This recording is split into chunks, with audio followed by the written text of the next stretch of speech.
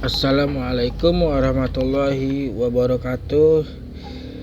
Hari ini saya akan menjelaskan beberapa permasalahan yang sering terjadi di masyarakat kita.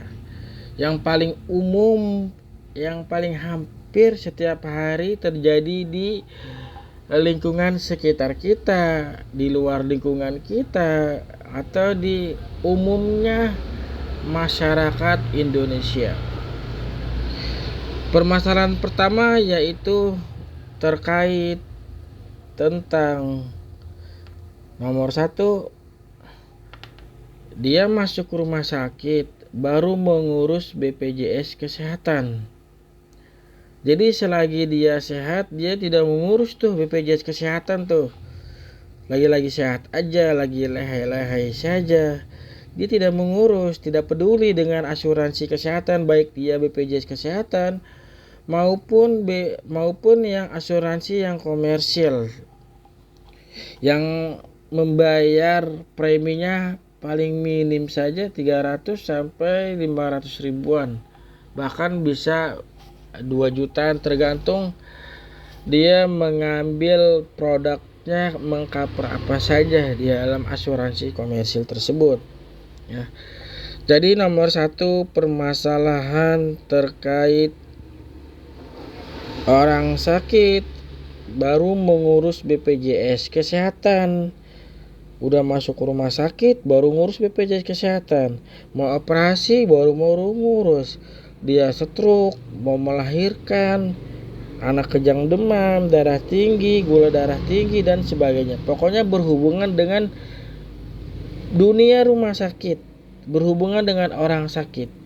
Dia sakit belum memiliki BPJS Kesehatan. Di saat dia sakit saja baru mengurus, baru aja dia kasak kusuk, warawiri, kelabakan, dan sebagainya. Itu yang pertama, permasalahan yang sering terjadi. Kita lanjutkan permasalahan yang kedua. Nah, permasalahan kedua, dia sudah berkeluarga, sudah suami istri, sudah punya anak, tetapi nama anaknya belum masuk dalam kartu keluarga. Maka dia akan berdampak kepada pendidikan, kepada bantuan sosial, kepada BPJS Kesehatan, dan sebagainya. Apa sih maksudnya kartu keluarga dengan BPJS Kesehatan? Apa korelasinya? Apa hubungannya? Contoh, dia punya anak usianya 4 tahun. Ternyata anaknya ini sakit dan belum memiliki BPJS Kesehatan, dan nama anaknya belum masuk dalam draft kartu keluarga. Bagaimana mau diproses kartu keluarganya? Orang nama anaknya saja tidak ada dalam kartu keluarga. Karena kartu keluarga adalah data paling mendasar, paling pondasi. Ibaratnya dia itu pintunya untuk bisa akses kemana-mana. Nah, itu permasalahan kedua. Lanjut permasalahan yang ketiga. Permasalahan ketiga, dia sudah meninggal, tetapi nama almarhumnya masih ada di dalam kartu keluarga. Belum mengurus akta kematian, belum diupdate kartu keluarganya, belum dikeluarkan nama yang meninggal, dia masih menempel saja.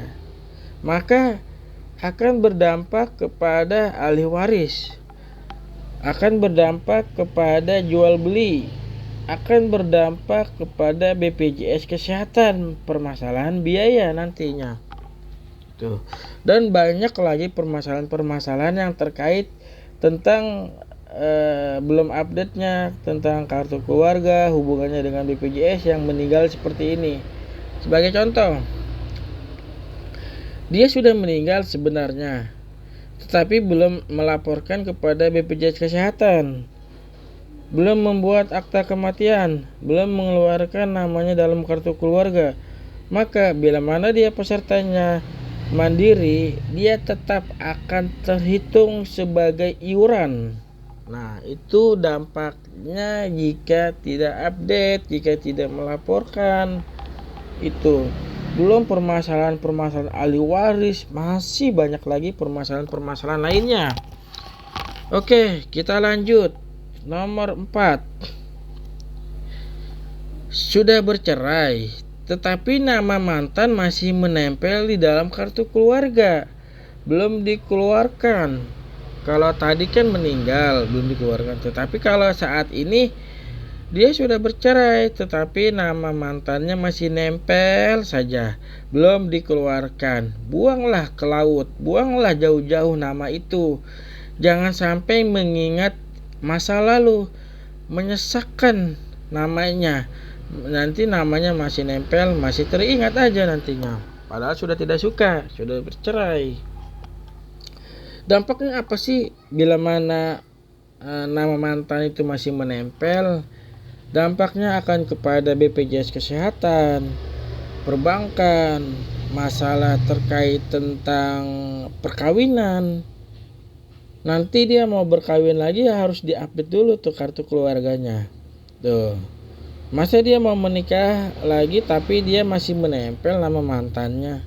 Itu permasalahan yang keempat, ya. Kita lanjutkan ini secara singkat dan padat saja ya. Kalau untuk dijabarkan secara panjang dan lebar sangat lama sekali. Jadi saya langsung ke inti-intinya saja. Lanjut nomor 5. Suami istri kartu keluarga pada masing-masing belum bergabung.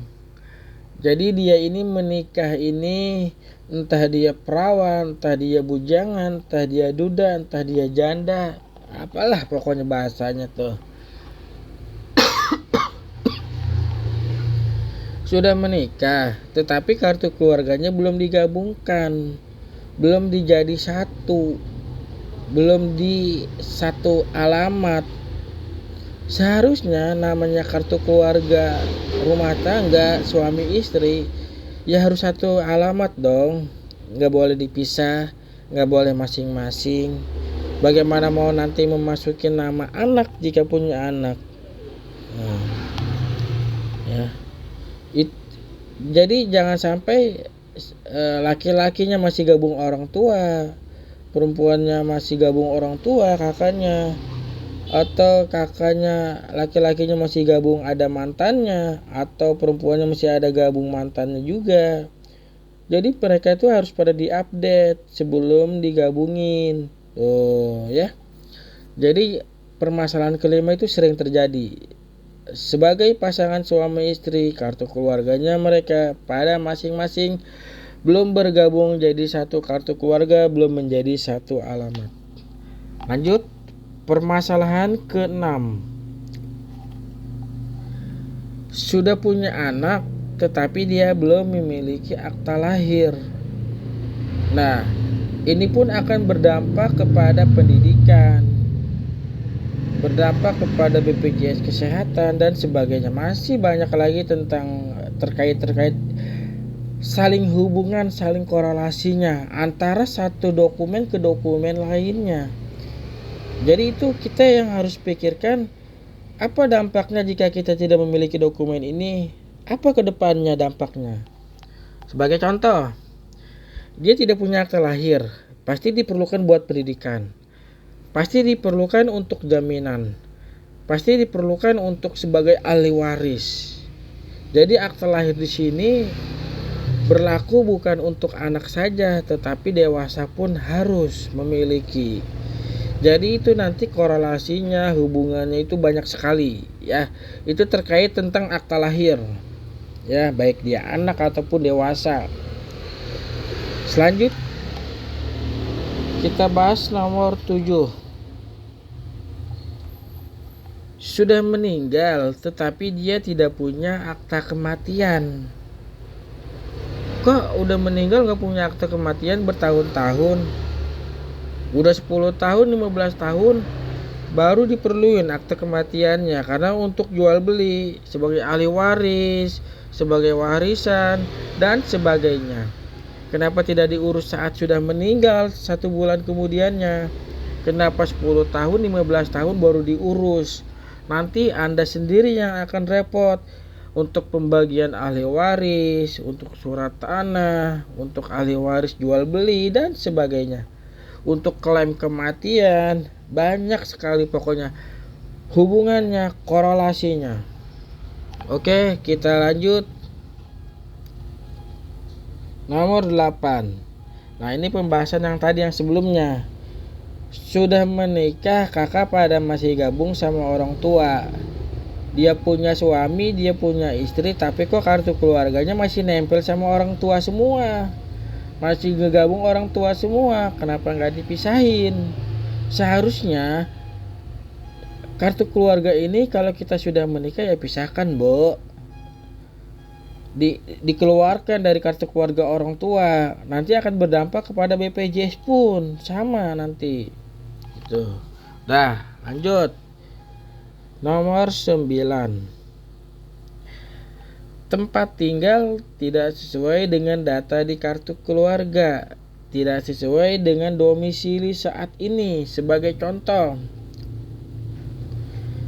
dia itu tinggal di Provinsi Jambi, domisilinya di Provinsi Jambi Kabupaten A atau Kota Madia A, tetapi kartu keluarganya masih di daerah Jawa Barat, Provinsi Jawa Barat, di katakan daerah A atau daerah B.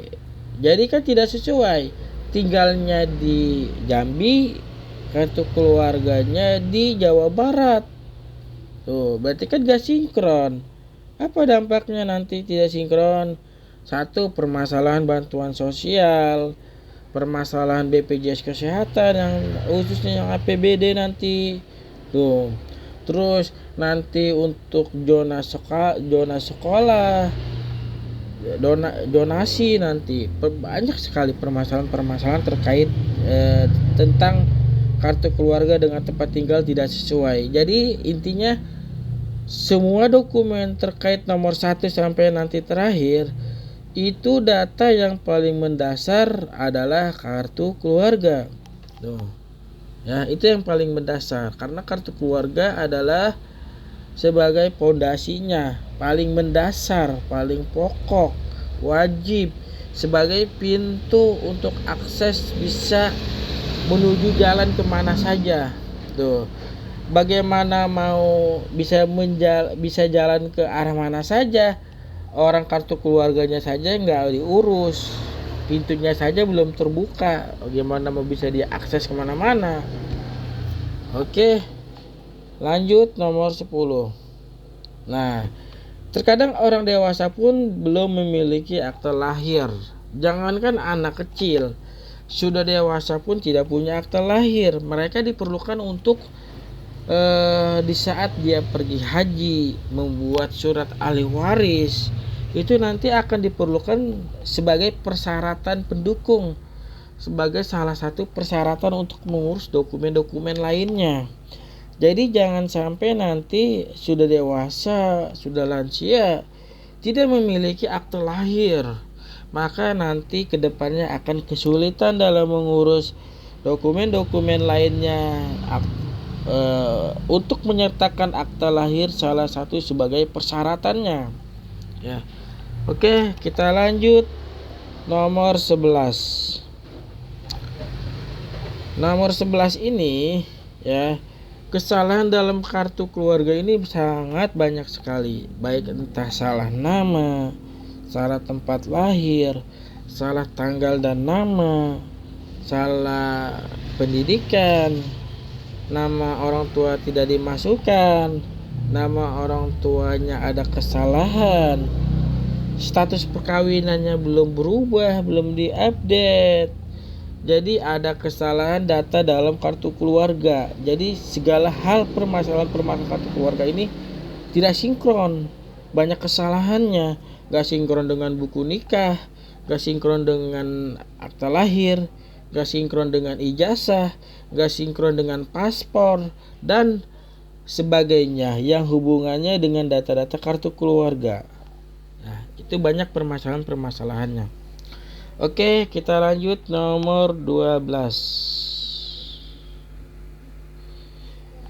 Ibu hamil belum memiliki BPJS Kesehatan. Ini sudah hamil 8 bulan, 9 bulan belum memiliki BPJS Kesehatan. Padahal BPJS Kesehatan itu ibu hamil ini sangatlah penting. Karena sebelum dia melahirkan harus kontrol, harus berobat, harus periksa bagaimana janinnya, bagaimana keadaan ibunya. Karena melahirkan ini beresiko kematian, baik entah itu ibunya maupun anaknya. Itu ya, berisiko sangat tinggi. Bahkan jangan sampai terjadi seperti ini, udah melahirkan baru ngurus BPJS Kesehatan. Karena kenapa? Kita tidak tahu apakah dia nanti bayi yang dilahirkan itu selalu sehat. Belum tentu. Bayi yang dilahirkan itu belum tentu 100% sehat. Karena ada beberapa bayi yang perlu rawat inap setelah melahirkan itu, entah dia bilirubinnya tinggi, entah dia prematur, dan sebagainya. Nah, ibunya aja tidak diurus, apalagi nanti anaknya. Tuh, jadi orang ibu hamil ini harus diurus BPJS kesehatannya sebelum melahirkan. Nah, oke, kita lanjut permasalahan ke-13. Anggota keluarga yang sudah keluar masih menempel di dalam kartu keluarga. Artinya seperti ini. Dalam kartu keluarga ada 4 orang. Ternyata ada 1 orang yang dipisah, atau yang sudah menikah, atau yang sudah pindah alamat, tetapi namanya ini masih menempel di dalam kartu keluarga. Tidak dikeluarkan, tidak diupdate kartu keluarga dia itu. Yang udah pindah kan harusnya berkurang anggota keluarganya. Yang sudah menikah kan harusnya berkurang anggota keluarganya. Yang awalnya 4 menjadi 3 karena yang 1 orangnya pindah, 1 orangnya menikah. Tuh, itu sebagai gambaran-gambaran yang sudah masih menempel nama-namanya tuh, ataupun yang sudah meninggal tapi nggak dikeluarin. Tuh. Lanjut nomor 14. Kartu keluarga belum update atau pembaharuan. Artinya di sini dia belum diupdate tuh kartu keluarga dia itu, baik entah jenis pekerjaannya, pendidikannya, status perkawinannya, atau yang belum jadi barcode kartu keluarganya masih model lama, masih tanda tangan, belum ada barcode-nya. Jadi yang perlu diupdate di sini yang satu jenis pendidikan. Yang tadinya SD jadi SMP, SMP jadi SMA, SMA jadi S1. Perlu diupdate. Lalu jenis pekerjaan perlu diupdate. Yang awalnya pegawai swasta dulu dia bekerja, sekarang berhenti. Dulunya dia bekerja PNS, sekarang sudah berhenti. Atau yang tadinya wira swasta dia jadi bekerja pegawai swasta. Nanti dampaknya akan kepada BPJS Kesehatan dan bantuan sosial. Itu yang akan berdampak. Lanjut tentang update status perkawinan. Itu pun harus diupdate. Apakah dia kawin, apakah dia kawin tercatat, apakah dia cerai tercatat, apakah dia cerai belum tercatat, apakah dia belum menikah, apakah belum kawin, atau yang kawin jadi kawin tercatat. Itu perlu diupdate. Lalu nama orang tua yang tadinya nggak ada dimasukin nama orang tuanya jadi ada. Terus kesalahan nama orang tua perlu diupdate juga. Oke, kita lanjut nomor 15. Sudah masuk rumah sakit baru diurus data kartu keluarga dan BPJS-nya. Jadi ada banyak kejadian yang paling sering udah masuk rumah sakit, udah sakit, mau operasi, mau sesar, udah kejang, udah tidak sadarkan diri, penurunan kesadaran, udah stroke, udah gula darahnya tinggi, baru dia ngurus kartu keluarga. baru dia ngurus BPJS Kesehatan. Itu sudah tidak aneh, sudah tidak heran. Itu udah paling saya sering alamin hampir setiap hari.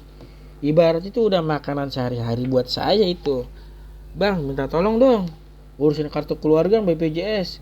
Bang, minta tolong dong urusin BPJS Kesehatan. Urgen, darurat, penting. Udah masuk rumah sakit. Selagi sehat dia kemana aja, ngapain aja dia. Bukannya diurus ya itu. Lanjut, permasalahan ahli waris. Permasalahan ahli waris ini sangat kompleks, sangat rumit, sangat lama prosesnya. Banyak yang diperlukan dokumen-dokumennya seperti akta lahir, kartu keluarga, KTP, akta kematian, dan sebagainya. Jadi dokumen-dokumen itu harus dilengkapi seluruhnya untuk membuat ahli waris. Buat apa sih ahli waris ini? Kan yang sudah meninggal, kan ada yang masih hidup, dia akan mendapatkan ahli waris, baik itu dia berupa harta gono gini, mau dia tanah, mau dia ahli waris sebagai untuk pengganti pergi haji dan sebagainya. Banyak sekali. Itu permasalahan-permasalahan ahli waris harus dilengkapi dokumen-dokumen itu. Tetapi sampai saat ini banyak masyarakat kita itu tidak aware, tidak peduli dengan ahli waris di sini. Oke, kita lanjut. Nomor 17. Kartu keluarga belum barcode. Nah, tadi sudah dibahas saya sebelumnya. Jadi kartu keluarganya masih tanda tangan, masih belum barcode. Kadang sebagai salah satu persyaratan untuk bansos yaitu barcode salah satunya. Dia harus yang terbaru. Jangan sampai kartu keluarga masih model lama yang biru, masih tanda tangan, bahkan masih camat kartu keluarganya. Tuh, lanjut nomor 18. Data BPJS tidak diupdate atau belum jadi peserta. Artinya seperti ini. Dia BPJS kesehatannya masih namanya bayi nyonya, atau dia belum menikah jadi menikah, atau alamatnya yang tadinya dulu di daerah A menjadi daerah B. Itu harus diupdate. Yang tadinya 3 orang jadi 2 orang. Tuh, yang tadinya 1 orang jadi tambah 2 orang. Pokoknya segala permasalahan BPJS Kesehatan perlu diupdate. Baik dia meninggal, melahirkan, menikah, bercerai, dan sebagainya. Perlu ada update. Sebagai contoh, apakah BPJS Kesehatan ini akan tahu, akan mengerti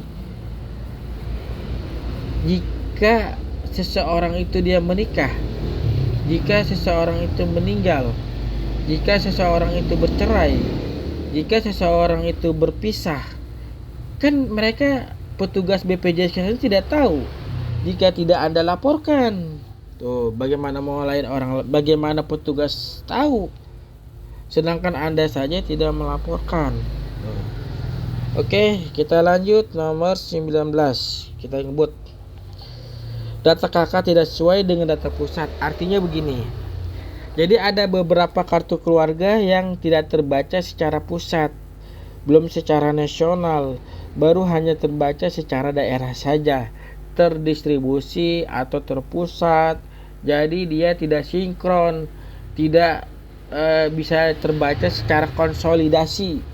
Sebagai contoh, dia punya kartu keluarga, tapi saat dia pergi ke bank, datanya tidak terdaftar, datanya tidak ngelink dengan data yang di pusat, yang di Kemendagri, yang di Dukcapil pusat.